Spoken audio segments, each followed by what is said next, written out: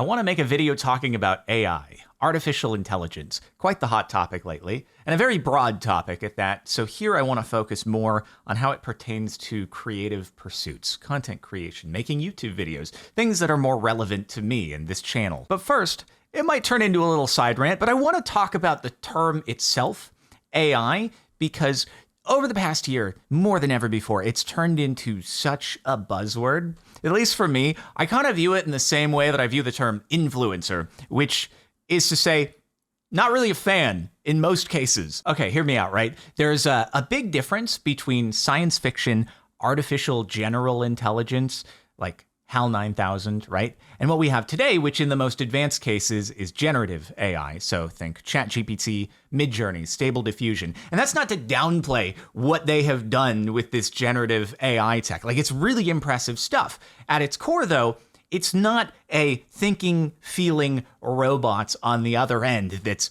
putting together a response to the prompt you've given it. It's taking a really, really big set of data, and then it's trying to whittle that down to the relevant parts in order to spit an answer back out to you. It feels like it's almost a human giving you a response on the other end, but it's not. And if we ever do get to the point where there is a true thinking, feeling, artificial general intelligence on the other end, then everything that I say and predict today may just completely go out the window. But what these generative AI companies have created, other than their products, is an environment where every other company in the world now feels that they need to jump on board the AI train or they're going to get left behind. So the term is getting diluted down to just be interchangeable for algorithm. Do you have a website that previously used an algorithm to do something for years and years and you never really mentioned it? It was just part of the website. Well, now you can say, we use AI to complete our mission. Did you change anything? No, we're just still using the same algorithm we were before, but now we brand it as AI. Google could just go and say, hey, here on YouTube, we use AI to serve you the most relevant videos to suit your needs. Well, did you change anything about the recommendation system? No, it's still the same algorithm as before, but now we're just calling it artificial intelligence. As you can see, there's been a bit of an uptick in the trend of mentioning artificial intelligence in publicly traded companies' earnings calls over the last couple of quarters. Now, have all those companies gone and coded a shiny new version of ChatGPT of their own? Probably not. But you got to keep with the trends in order to keep the investors interested. I would have also asked ChatGPT for more info about this trend line. Unfortunately, it has limited knowledge of the world and events after 2021, and this is pretty recent. But anyway, that's my sidetrack rant for the day. Done. Now we can get back to the topic at hand. Like, how could this generative AI play into the future of content creation? Now, I'm probably going to end up oversimplifying here, but I think of people who have an opinion about AI being used in content creation, there's kind of like three buckets that they fall in. You have on one side people who are very morally against it because, you know, at its core, creating content, creative pursuits should be a human endeavor. And the emotion, the thought that goes into a piece of art, video, whatever it is that you're making, is just as important as what the finished product looks like. And even more than that, especially when it comes to like the generative image creation, all that the AI knows how to do is essentially copy other artwork because it's given a set of data of existing artwork that artists have done, and it takes that input in order to synthesize a new image as the output based on the prompt that it's given. Now, obviously, you could argue, isn't that what humans also do, is take a set of inputs, your life experiences, other art that you have seen, and then you digest and process that, and that's your inspiration that you use in order to make a piece of art. Now, that said, there's a lot of gray area here, right? And there are already, and there will be more lawsuits when it comes to how these AI models are being trained off of existing works. And so that's to be played out in the future. But I think you have the camp that's like very opposed. AI should not be used at all. Then you have the other side of the spectrum where you have like, praise be to our new AI overlords. I look forward to the future where you just tell the AI, like, I want to make this video, and then it just pops out a piece of content that has your voice. It came up with the script. It deep fakes your image in the corner and then synthesizes gameplay or something like that, and you're able to post that video on YouTube and you have done absolutely nothing. And then you have me, where I'm kind of in the middle of the two. So I've always been of this mindset, and it's sort of supported by the history of technology and innovation across humanity. And that is that once a new piece of technology is put out there into the world, it is a futile, if not altogether impossible undertaking to put that genie back in the bottle. So getting people to stop developing something further and to stop using the technology is a pretty unrealistic thing to do. This is assuming it's legal, of course, although honestly, it may not make much of a difference either way. So if you're morally opposed to the use of AI in content creation, all you can realistically do is vote with what you choose to give attention, the content that you watch, the artwork that you choose to buy. And eventually, down the road, if enough people adopt this mindset, then the market will have decided that AI content creation isn't really the best approach to content creation, and you will get more of a viewership if you create content organically with organic matter and brain and stuff like that. Now, this also is highly contingent on this sort of generative AI progressing a lot further than where it is now, because we're still not quite at the point where you can make a YouTube video from typing in a prompt and it does anything to live up to what a team of humans can still put together on their own. Obviously, there is some nuance to this. You could have situations even today where you might not realize that generative AI played a role in the creation of a piece of content. You could have a video like this, where someone is looking into a camera, but they're reading off of a script that was written by ChatGPT. That's not the case in this video, but I'm sure it's happened on plenty of occasions. Or you could have a case where an image wins an art contest at the Colorado State Fair, and it's not realized until afterwards that that image was generated by Midjourney. Now, Midjourney, it may do wonky things when it's trying to generate photorealistic images. If you're ever trying to determine if a photo is AI or a real photo, look at the hands. It's like that meme, the hand shaking meme. Artists, Midjourney, don't like to do hands. But on the other hand, and this is coming from someone who's played around with Midjourney a bit, because I find this sort of stuff really fascinating. It is remarkably good at generating more stylistic artwork type images that you wouldn't realize looking at it came from AI. And is that because the artwork that was fed into the system that it's trained off of is remarkably good? Maybe that is the case, but still the point stands. That's a situation where you may not actually be able to tell that a human didn't really have a role in making it other than typing in the right prompt. So I don't know, maybe there's a future where in the same way that in the United States, the FTC requires that I disclose if I'm being paid to talk about a product, which unrelated, but did you know you can get 10% off of Astro headsets via the link in the description? Use code Captain Sparkles. Hashtag sponsored. Where were we? Oh yeah, sponsorship disclosures. So in the future, there may be some kind of generative AI disclosure or something like that. The only real way to have an impact on technology like this is through legislation.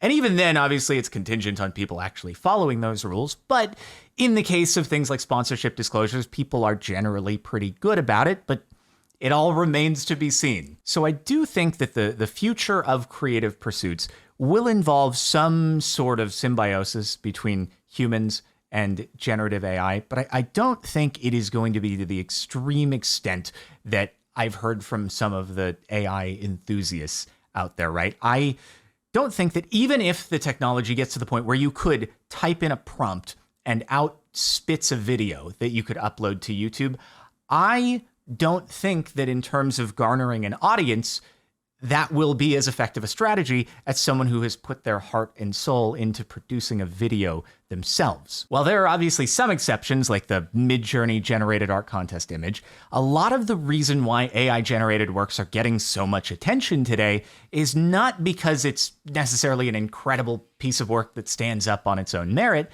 but because of the novelty of the whole situation, right? People passing it from one to another saying, can you believe that tech has gotten this far, that a computer was able to make this without human intervention? But the problem with novelty is it only lasts as long as it is new to people. So recently you had that computer-generated Drake and The Weeknd song, which went all over the place. And if you listen to it, you think this is really incredible that a computer was able to create this piece of music.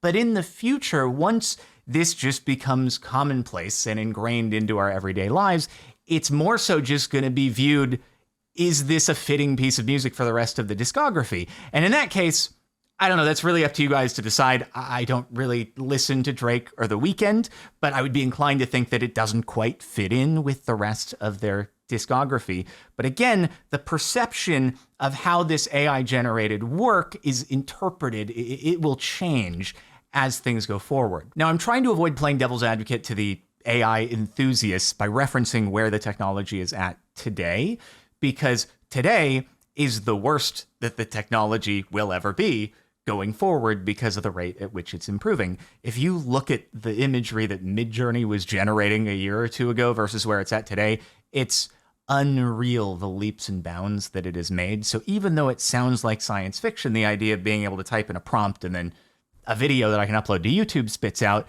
I don't want to discount the possibility that that tech exists eventually. However, despite how good it may end up being, I don't think it will be able to compete with human-generated works. So let me elaborate a little on that. And I want to be clear here, I'm mostly talking about YouTube video kinds of content. So again, I don't want to discount in the future that there could be content that's generated by typing in a prompt and a video pops out. But I think that any content of that style that does well over many episodes, many videos, an extended period of time, is consistent in its audience, will have also been contingent on a lot of human-done legwork under the hood of whatever generative AI tech is actually creating the product that you see. So there's a concept called an economic moat. So think of a company like Apple, right? So if you wanted a meaningful chance at competing with their core business, the iPhone, you would require an unfathomable amount of capital, time, and manpower. And even then, the odds would be well against you, and you probably wouldn't end up eating any of their lunch. Even the biggest companies in the world, other than Google, don't really try to compete at the same market. Microsoft has kind of said, you know what, the phone thing we'll leave to you guys. Apple and Google, we tried, didn't really work. And so it's a very, very tough thing for anyone else to replicate. And so their business is fairly safe. Now think about the YouTube channels that you watch on a regular basis. And chances are that each one of them, in a way, has its own economic moat. A reason why you choose to watch that channel over the millions and millions of others you could be watching at any given time on YouTube. Maybe they have a really good personality. Maybe they have a really, really unique editing style. They have access to be able to tour cool houses or drive cool cars, but there is something about them that they have that others don't. Also, I swear I wasn't trying to be like, wink, wink. All those apply to me. It's just the things that came to mind. So if we ever get to a future where there's a video GPT, so to speak, and can I just say, by the way, you guys came out with this incredible tech, and then you named it ChatGPT. It's like the worst branding. Why? Couldn't you have named it something cool? Anyway, if we get to that future, then the economic moat for that video that's generated is zero. The only differentiator between the resultant content is going to be based on the prompt that was fed into the system. And I do want to say, actually, I think that being an AI whisperer, a prompter, is going to be a potentially lucrative job of the future. Knowing what to tell an AI model in order for it to give you what you want is going to be something that's like very in demand. So that'll be interesting to watch play out. However, when you have all of these videos with no economic moat, I think what you'll see is that every now and again, you'll have something of those that does very well. It goes viral. But the idea of being able to consistently get an audience competing with all the other people who are able to do the exact same thing with that low barrier to entry, it will become incredibly difficult. And the people who are able to consistently do well will be the ones who are actually providing more and more of a human input into these tools. Like maybe it will be possible in the future that you can submit your own created video content into one of these models, and it's weighing that much more heavily in generating whatever this video content is. Even then, will it really be able to compete with your human generated stuff? Who knows?